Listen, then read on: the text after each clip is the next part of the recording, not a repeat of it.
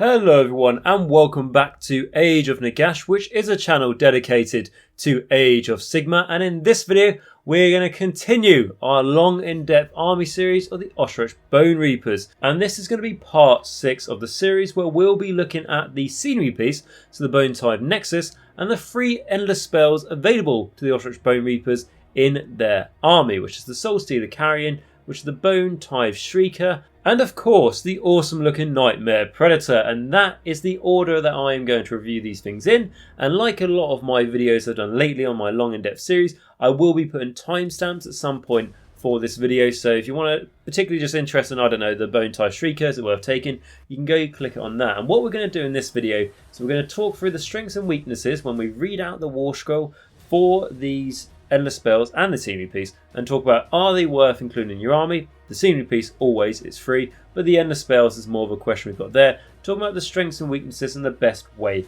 to use them.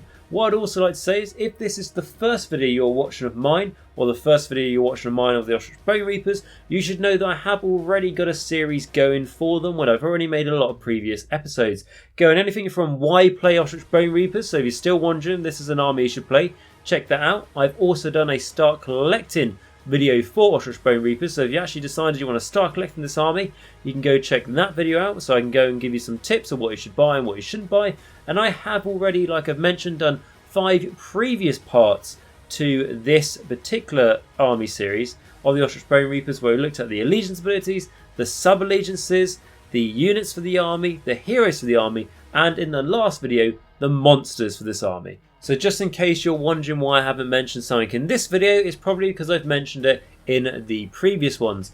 Aside from that, I've also done a tribute video in case you want some cool music while you're painting up your Ossiarch Bonereapers, or just to try and push over the edge. And I've done 5 lore videos as well, one for each of the main characters, bar Nagash, and also one as a whole for the lore, the story for the Ossiarch Bonereapers. So now that you're up to speed, the last thing I want to do is a massive shout out to these amazing people who are going to be my patrons and YouTube members, who because of these people I am able to do videos such as this to try and help you guys get into Age of Sigmar and continue your Age of Sigmar journey. So my top supporters are going to be Stuart F and Filq, as they are vampire lords on Zombie Dragon. So thank you so much for your continued support of that high tier. Really is making a big difference. Please keep it up. And then we've got my Morgasts, which is Bleed Red, who's been a Morgast for a long time now. So thank you for your continued support. And then my vampires, which are Mir, Martin S, Rouse321, David A, Ronni H, SpareBear, Christopher H, Northdrop, Nathan F.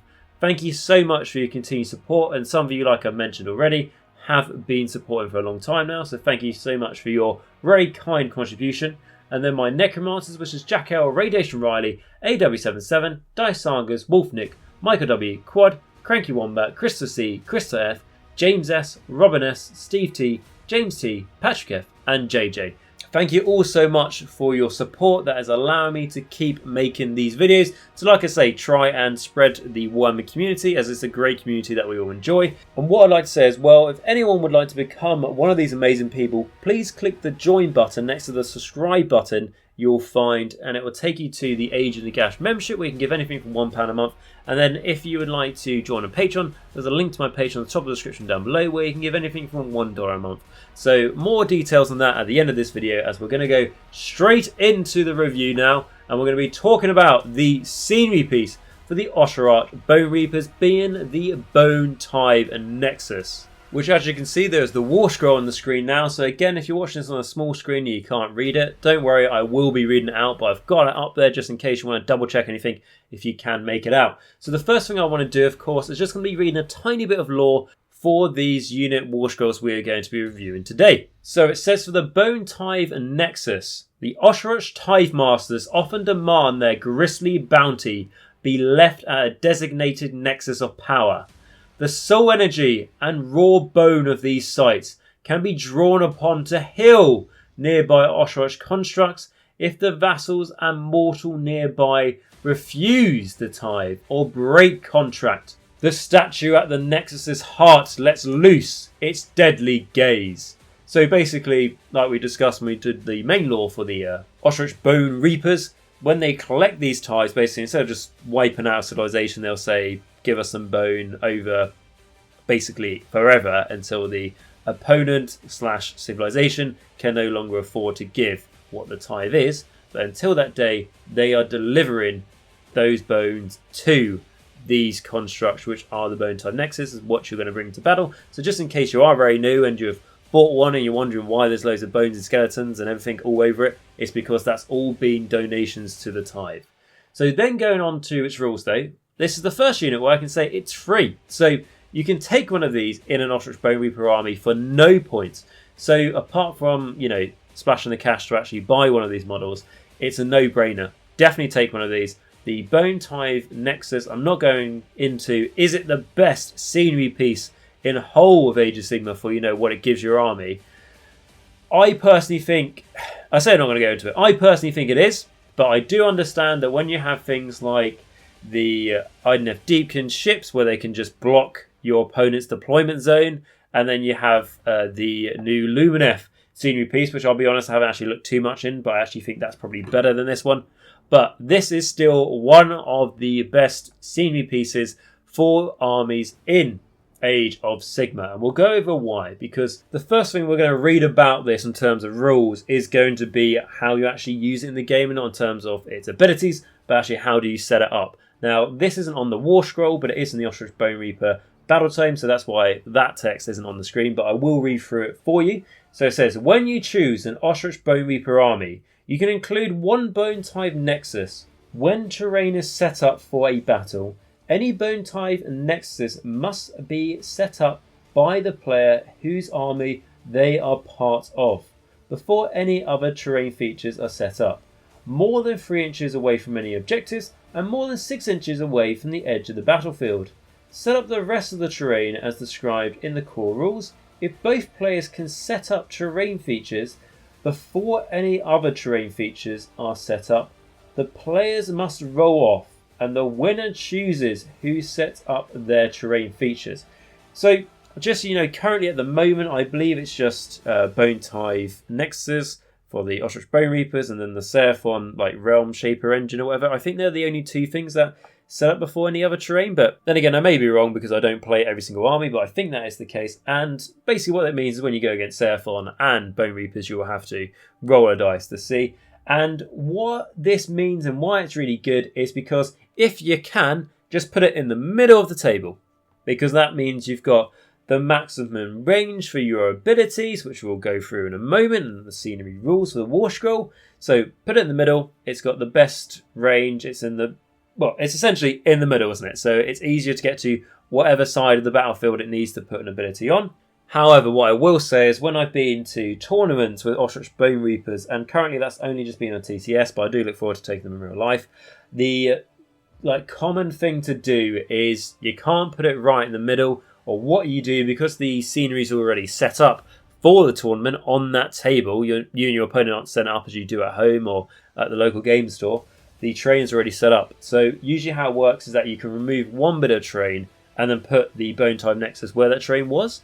So the biggest thing to do is, unless there's a certain effect you want to remove off the table with all the scenery abilities already done, or you think that there's a tactical purpose for removing one type of scenery off the table, maybe to free up board space for you to be able to move your big blocks of Mortec through, as an example, you want to remove the scenery piece that's already on the board, which is closest to the middle of the table. So then you can basically the actual workaround to try and put your Bone-Tithe Nexus as close to the middle of the table as possible. And that's what you want to do. So then actually going into the War Scroll for this thing, so its ability, so it says the Deadly Gaze. So in your hero phase, you can choose for this terrain feature to unleash one of the following punishments. So the first one is Punishment of Agony. So pick one enemy unit wholly within 18 inches of this terrain feature and is visible to it, and roll a dice. On a 4+, subtract 1 from hit rolls for attacks made by that unit until your next hero phase. So this is a very common one I do as well. It's probably my second most common one I do, just because -1 to the enemy to hit is huge. On a 4-up you can't guarantee it, but it's 50-50. And it just works really, really well. If you make a Stonehorn that's all buffed and hits on, like, let's say, 3s, when it's buffed, now it's hitting on 4s. Or if it was hitting on 4s, now it's hitting on 5s. You've got Cash crossing your list as well. He can make something else a -1 to hit, so you can stack that -1, so you know you've got -2. It's a really nice ability, and wholly within 18 inches is very nice. A tip that I would say, because I've made this mistake before when I was learning the Ossiarch Bonereapers, my first few games, I thought that this was just within 18. So I not cheated, but I played the rules wrong in a way that gave me an advantage, and it made me feel bad after I realised this. So just bear in mind it's wholly within 18 inches. And the next punishment we've got is punishment of death. So pick one enemy unit within 36 inches of this terrain feature and is visible to it, and roll a dice. On a 2+, that unit suffers 1 mortal wound. So again, that's quite nice to chip a wound off like an enemy support character at the back, or a wizard, you know, those sorts of things, or just to try and help free up your units. I've had it like recently when I played against Doors of Cain, for example, and I've got like a Mortek Crawler that's tagged by like 1 Canary Heartrender, you know, the little harpies they have, with Deep Strike charged the previous turn, and it's still bogging it down. And because of that, the Mortek Crawler can't shoot. So use this as just like a way to get rid of that 1 harpy in that instance. So yeah, I do like that, and it's on a 2+, so it's very pretty much guaranteed almost. But what I'd like to say is this is within 36 inches, not wholly within 36 inches. So that's where I was getting confused. So make sure you double check, like I say, the measurements for these abilities. And then the next one is going to be punishment of ignorance. So pick one enemy wizard within 36 inches of this terrain feature and is visible to it, and roll a dice. On a 2+, subtract 1 from casting, dispelling and unbinding rolls for that unit until your next hero phase. That's really, really nice. I like it. Even if you're putting it on something that's like, you know, let's just say Arcan the Black. He's getting +2 to cast. Now he's only +1. Let's say he's cast an endless spell for the Ossiarch Bonereapers, which we'll get to in a moment. But those endless spells make him another -1 to cast. So now he's -2. Or like you've just got an enemy, let's say it's a Flesh Eater Court army. They've got Abhorrent Ghoul Kings on Terrorgeist. They've got an Archregent, blah, blah, blah. Maybe they're +1 to cast. Like in that army, I make my Archregent +3. Like you can do it. But let's just say they're +1 or something. This is just going to annoy them. Flesh Eater Courts really rely on their spells, etc. Or the enemy may just have like 1 wizard in a Orc War Clan army. Make that weird knob, you know, Shaman -1 to cast, and now your teleporting is a lot more unreliable for the Orc Ironjaws player. So there's a lot you can do here, and it's easy. It's just like on a 2-up. And then the next one is going to be punishment of Lethargy, however it's pronounced, which is actually, coincidentally, my favourite one, because it's pick one enemy unit wholly within 18 inches of this terrain feature and is visible to it, and roll a dice. On a 4+, that unit cannot run until your next hero phase, and a d6 is used to make charge rolls for that unit instead of 2d6 until your next hero phase. So that's obviously really good. Like I said, it's Age of Sigmar. How you win Age of Sigmar is pretty much by movement. So if you can really affect your enemy's movement by making them not be able to run, which is huge, because when people really need to run somewhere just to get an objective or something, spend a command point and they make that unit run 6. So you could be taking 6 inches off their movement and then making them only be able to roll 1d6. Again, they could have a Hornblower or something that gives them +1 to charge, etc. But without that, they're failing their charge on a 1 or 2 if it's a free up charge. So they've got a third of the chance to fail it. So that's a really, really, really good ability, particularly if you're putting it on an enemy unit that really relies on the charge. Let's just say Chaos Knights with Lancers as an example, and there's many other ones out there. Where I find the best thing to use this on, obviously it depends if you're fighting them or not, but when I played against Idoneth Deepkin, and I played against a lot of Moser Guard as a example, they are really good on the charge. And the Idoneth Deepkin, I think it's turn 2, like depending on if they haven't flipped the tides, where they get to run and charge or shoot in a turn. So you're making that Moser Guard unit that's incredibly fast. Now it can't run, and it's only charging 1d6. It can probably still get to you because its movement is probably going to be good, but you've massively affected its capability of getting around the board. And that's like the best example I've had of when I've used it against a nice big unit of 9 of them. It was great. So what you'll find with the Bone-Tithe Nexus is the easiest way to remember and break it down is you basically got 2 great abilities and 2 other abilities that are good. So the 2 great abilities are going to be the ones that are hardest to get off because you need to roll a 4-up to get them done, which is the punishment of Agathy and the punishment of Legraphy. And what you do there is you need to be wholly within 18 inches of that enemy unit. So bear in mind the Bone-Tithe Nexus. It's a fairly, equal size base for the unit, but you've got like the odd pile of bones that sticks out. So measure from that, because you measure from the model to make it to the best of your advantage, be as gamey as possible, because that's wholly within 18 inches, and that's making the enemy either -1 to hit, or like I said, not running and only rolling 1 dice to charge. So they are clearly the 2 best ones, but they're the hardest ones to get off. But then the 2 other ones that you'll be getting off probably first turn, something like that, because the enemy might not be in range. It's going to be the punishment of death to make that mortal wound to the enemy on the 2-up, or the punishment of ignorance to make the enemy subtract 1 from casting, dispelling, and unbinding. And what I should say, what I didn't mention there, is I just talked about the casting, but it's huge as well. If you can make the enemy -1 to unbinding you, because they've already got to beat your casting value. So let's say you get, I don't know, the average a 7, let's just say, on 2 dice to cast. I know that's not often the case, but let's say you roll the 7. You're not any pluses, you're just a 7 to cast. So you rolled that, and then your opponent needs to beat that score, so they need to roll an 8. You make them -1 to unbind now, so now that means they need to roll a 9. So you've just made it that much harder. Also, if you've got Arcan, and let's say you rolled a 7, again the average is +2 to cast, so you got it off on a 9. The enemy really wants to stop it. Now they got to where they normally have to roll that 10 to beat that 9 you got with the modifiers. They are now going to have to roll an 11 because they are that -1 to unbind. So you can see how it just works really nicely there. And also the endless spells, which we're going to go over, and like I'm going to mention, some of them you do want in this army, which is nice. They're not just worthless, they are worth buying.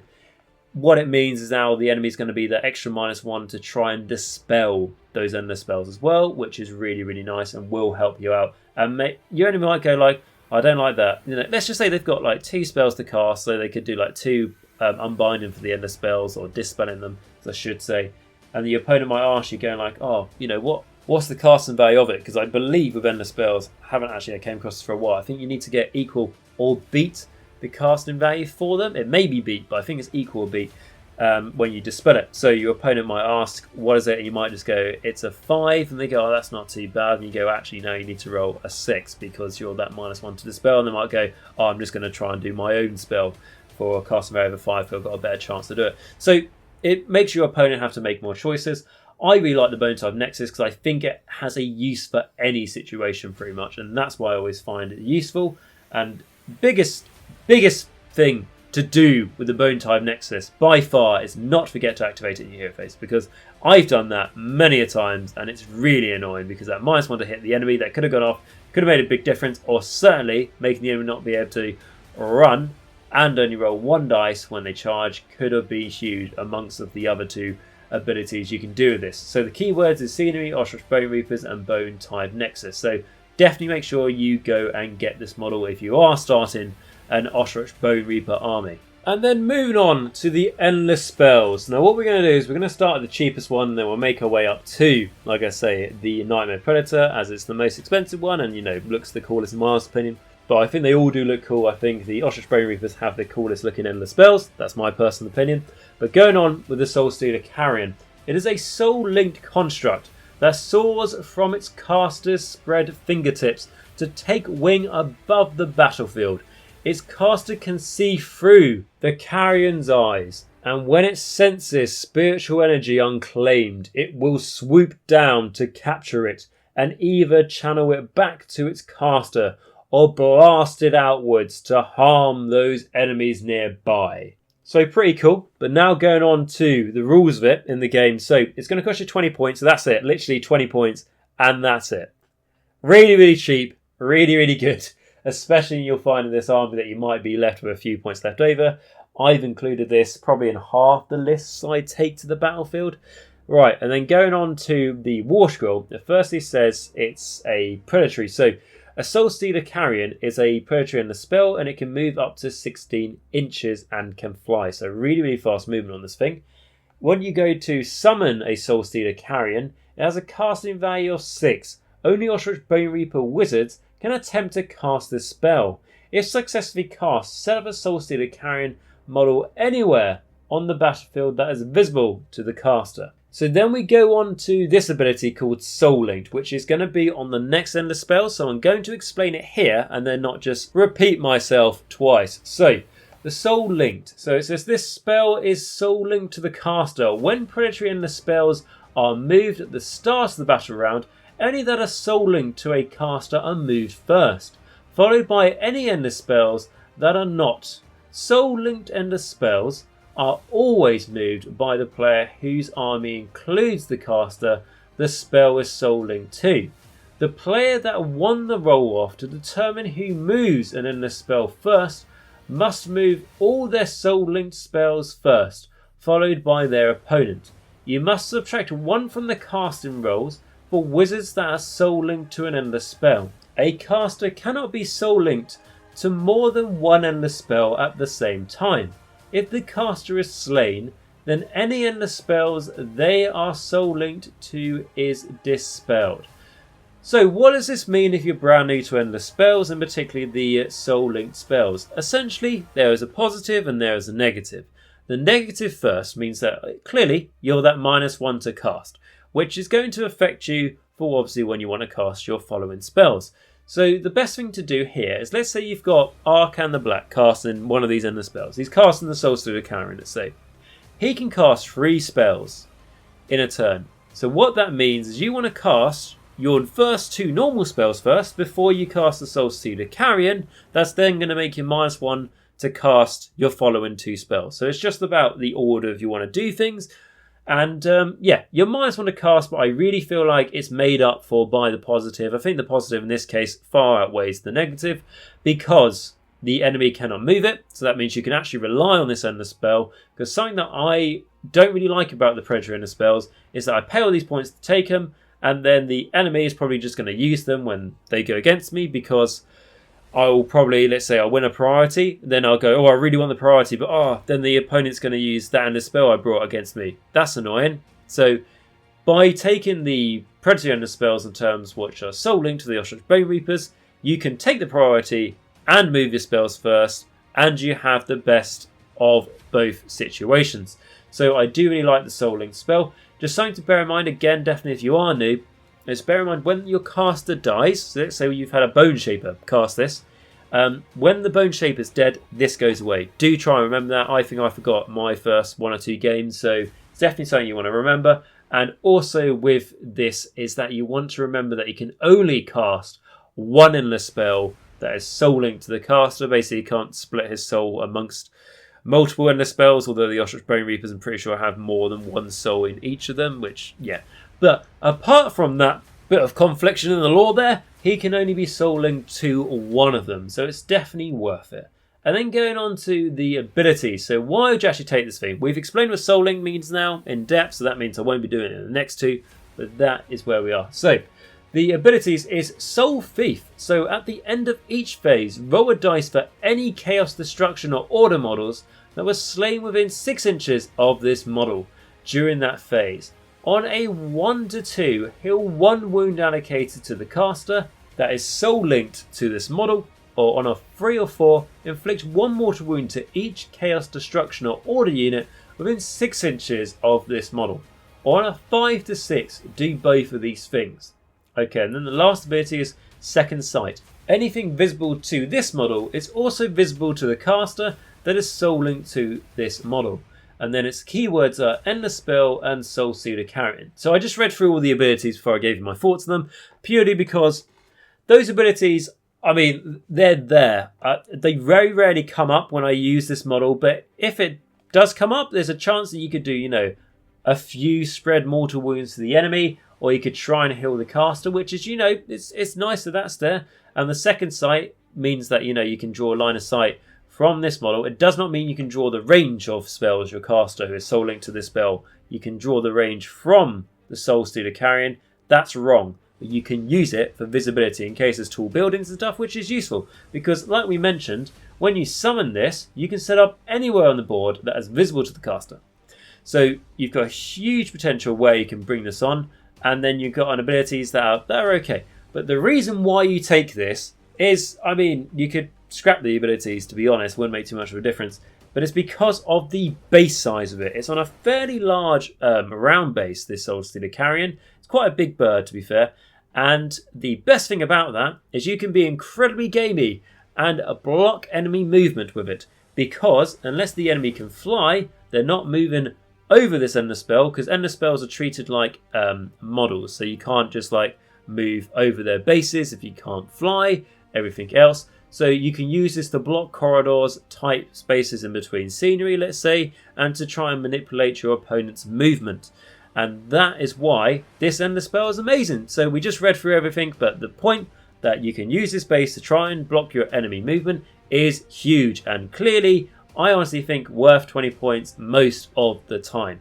It's great to do, but you are going to basically make yourself -1 to cast, and you're going to have to pay 20 points for it. That's like the tax, but I do think it is nice, it's useful, and if the enemy wants to get rid of it to try and help out their movement situation, they're going to have to dispel it, which means that they are going to have to give up one of the spells they can cast.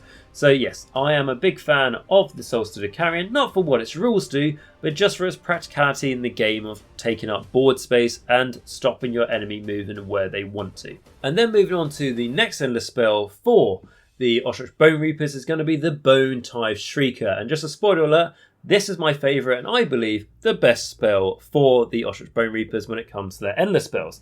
So a bit of lore. The Bone-Tithe Shrieker is a 4-headed all-seeing monstrosity conjured to hunt down those who would escape the Ossiarch Tithe.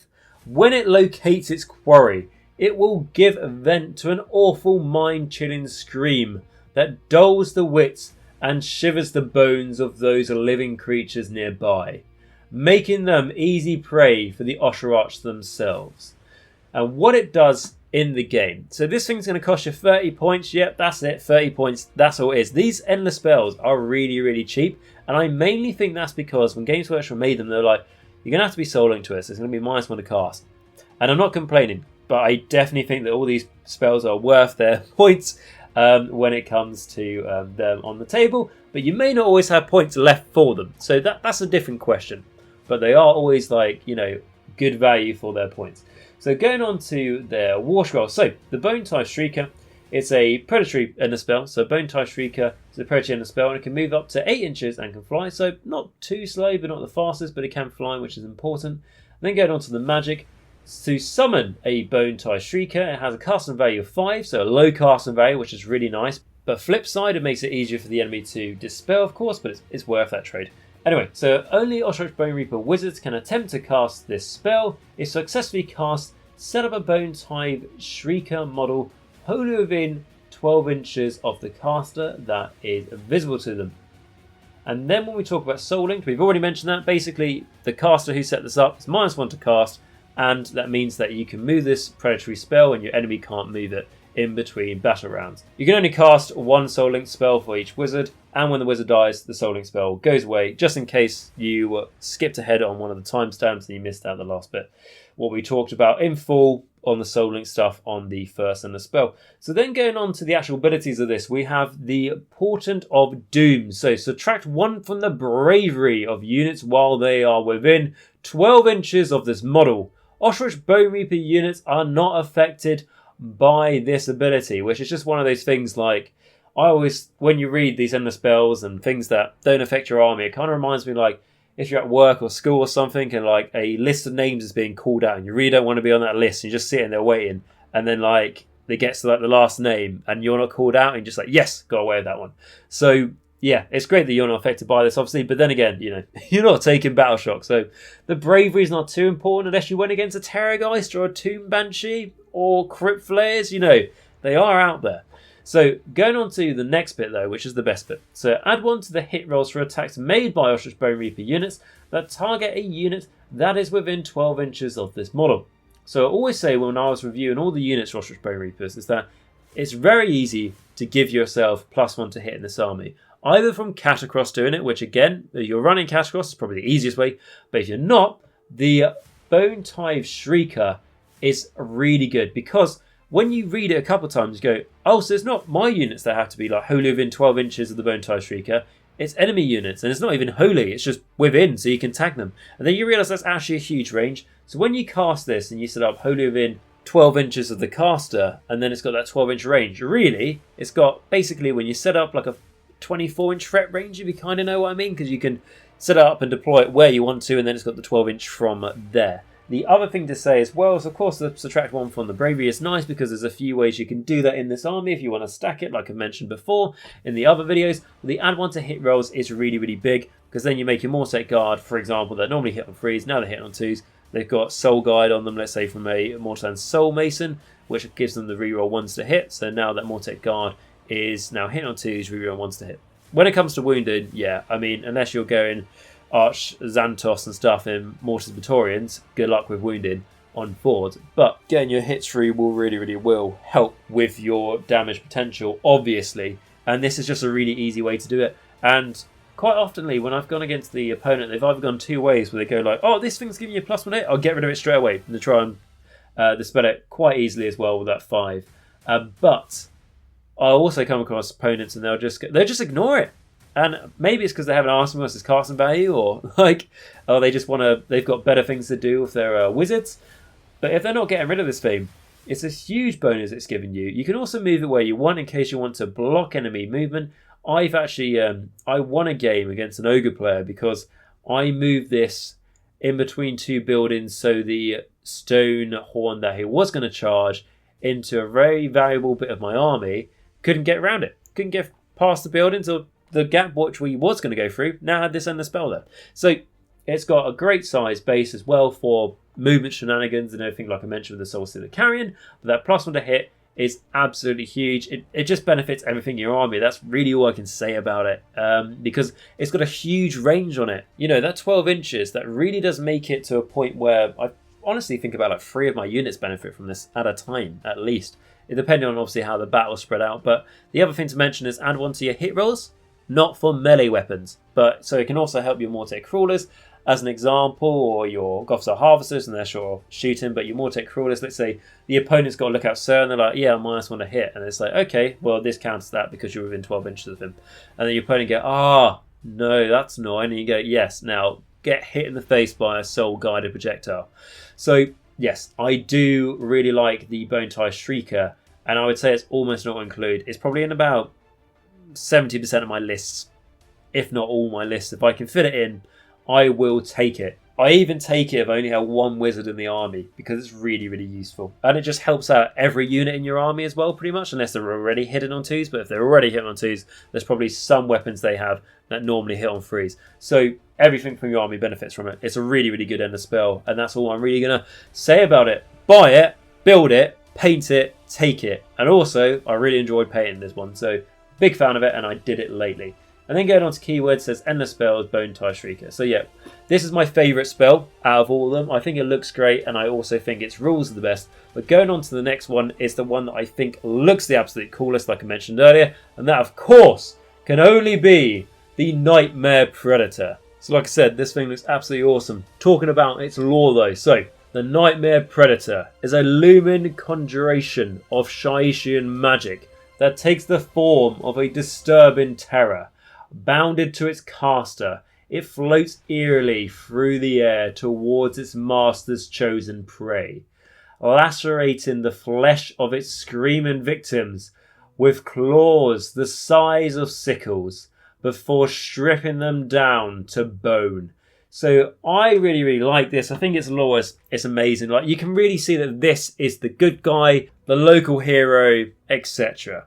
And what I think is really nice this model, and I've seen a lot of people do it as well, is they look at it and they go, actually, could I just convert this to be a Mongol for my Nighthorn army, as an example? And yeah, you can. To be honest, and they make it look more like a Mongol and everything, but I'm just like, to be honest, I think the end of spell is so pretty, I would just use it as the Mongol, how it already looks, to be honest. But anyway, going on to it on the tabletop. So this thing is going to cost you 40 points, so a bit more expensive than we're used to with these endless spells. I mean, bleeding us dry on the points, but 40 points, to be honest, is not bad at all. And something you'll find in Ossiarch Bonereaper army, like I mentioned before, is that the cheapest unit you have in your army is 120 points, which means you could have 100 points spare. And you can't buy a command point? Well, I suppose you could, but it wouldn't do you any good, apart from just helping your enemy out with wasting points.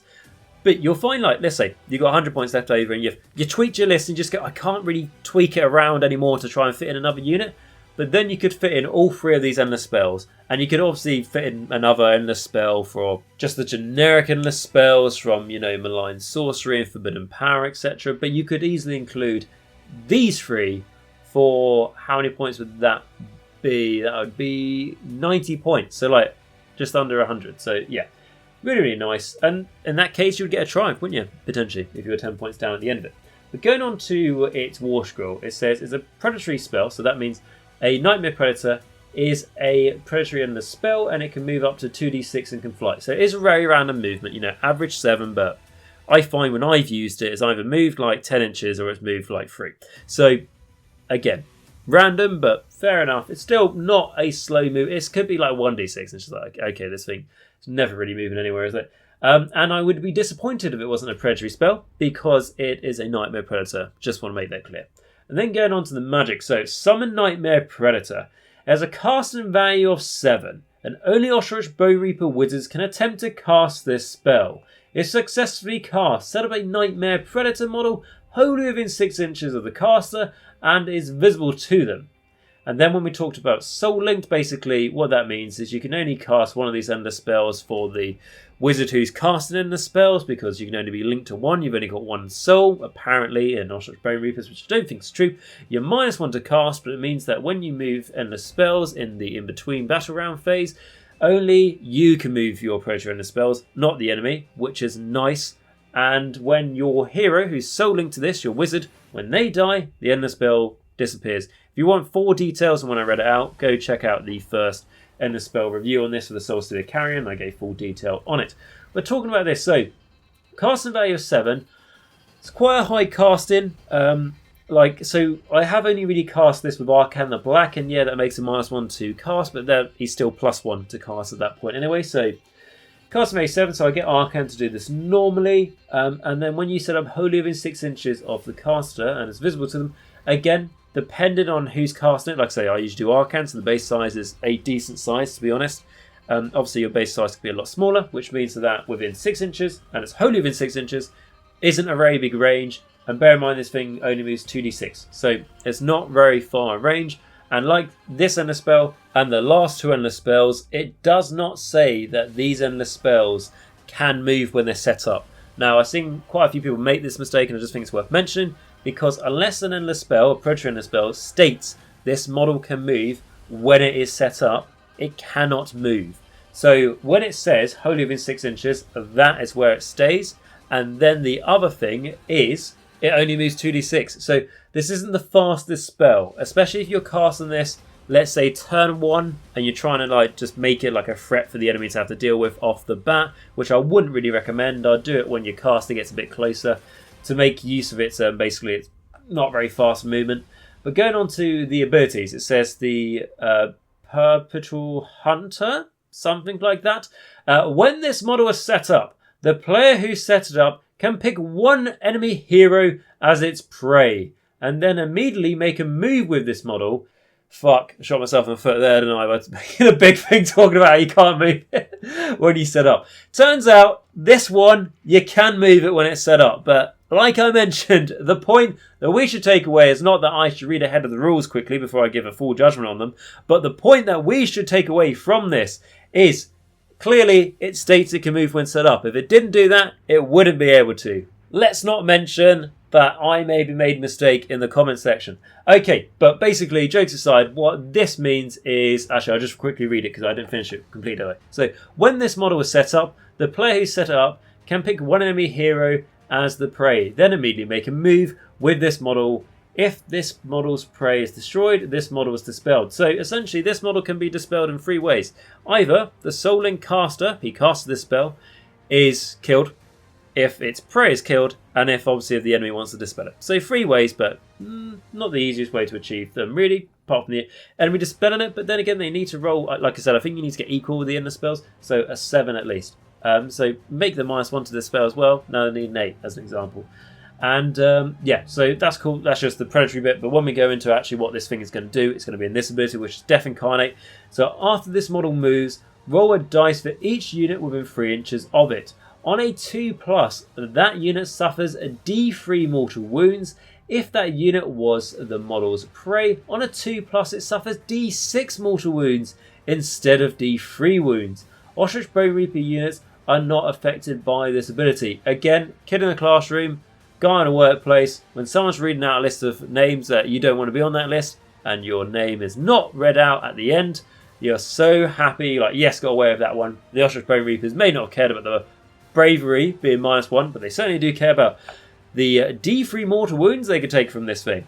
So, yeah, that's really quite nice. I've used it where, I think I've used this thing, like, probably up to 5 times. And the majority of the times, it hasn't actually made it to its prey because it's been unbound, or, like, Morgasts died, or something's happened. And what happens is that it ends up just doing mortal wounds to the enemy units on 2-ups doing the D3 mortal wounds, which turns out to be quite nice because your base on this, you know, is a fairly nice sized base as well. It's not like a really small, like 40mm base or something. It's a fairly decent one. I think maybe like 60mm, something like that. So it's a decent size base. And you're going to find you're going to trigger a lot of things. It can fly as well, which is very important. Bear in mind, it's only got the 2d6 movement, so obviously, you can't finish a fly move on a other model's base if you're trying to fly over something, but hopefully you roll well there. And then when you get to the prey, it's D6 mortal wounds, which is great. Because I kind of am fed up a bit when I read endless spells or some abilities, and it's like, D3 mortal wounds on a 5 or on a 4, and it's just like, it's only like a 50-50. On a 2-up, it's pretty guaranteed. So that's why I really like the Nightmare Predator. It's just that extra threat. And I mean, especially Ossiarch Bonereapers, they're not the worst for mortal wound output, but they're certainly not the best for mortal wound output. And I talked about this when I talked about the Officer Harvester, saying like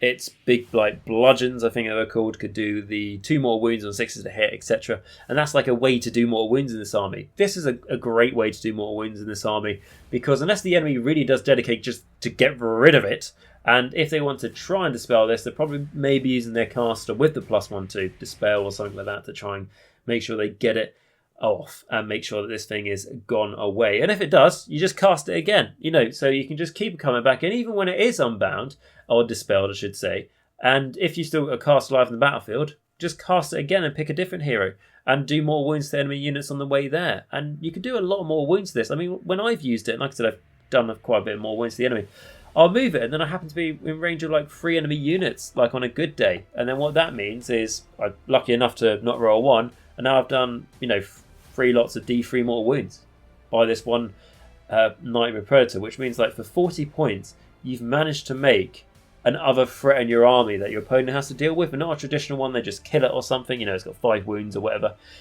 They have to deal with this with, you know, obviously anti-magic stuff, because it's not like, oh, it might do some cool stuff, it will just hurt your enemy after a while. Obviously if they're an army that ignores, you know, mortal wounds on a 4-up or something, it's not going to do anything, but those armies are far and few in between. And then its keywords are Endless Spell and Nightmare Predator. And with that, we have actually managed to review all of the Endless Spells for the Ossiarch Bonereapers and also the Bone-Tithe Nexus. In case you're watching this video a little bit late and it's a premiere or something, we did review the Bone-Tithe Nexus at the start, then the Soulstealer Carrion, and then the Bone-Tithe Shrieker, and now the Nightmare Predator, in case you want to go back and watch that in your own time, as you can obviously do with all my videos. And what I would like to say as well is mainly, I hope you enjoyed watching this video.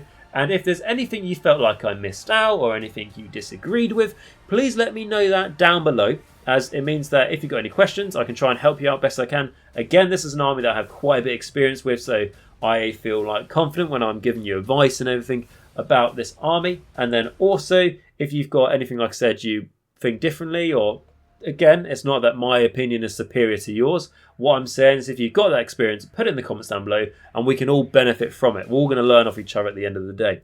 And what I'd like to say as well, if you did enjoy this video, please smash the shit out of that like button, the subscribe button and the bell notification. 3 easy ways to really help out the channel. By liking this video, it shows to me that you enjoy this sort of content, and it being Ossiarch Bonereapers, and it means that I'm more likely going to make more content around this subject if I can see that it's quite popular. And by subscribing to the channel, ultimately, that's how the channel grows. And I know loads of you have been doing that lately, so really hasn't got to notice. Makes a huge difference. But only like 1/5 of the people who watch this channel actually subscribe. So if everyone subscribed, that would be absolutely amazing. But all I ask, if you could subscribe, that would be fantastic.